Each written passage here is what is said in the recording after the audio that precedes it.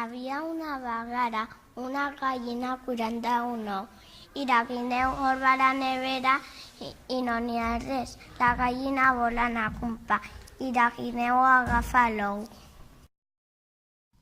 La gallina surt de casa i se va a pescar amb el seu amic el cranc. A la guineu es queda en casa amb l'ou i diu adéu.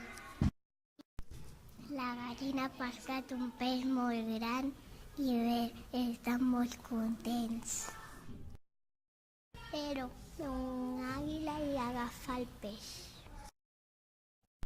La gallina i el cranc estan a punt de caure.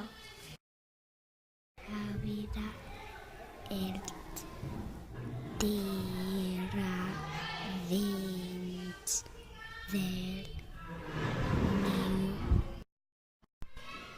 La gallina i el cranc i el peix salten del niu. Cauen al mar i es posen a nedar. Surt una anguila enorme i es posa a la boca el peix verd.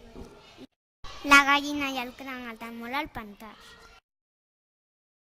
L'anguila s'emporta al fons del mar la gallina, el cranc i el peix verd.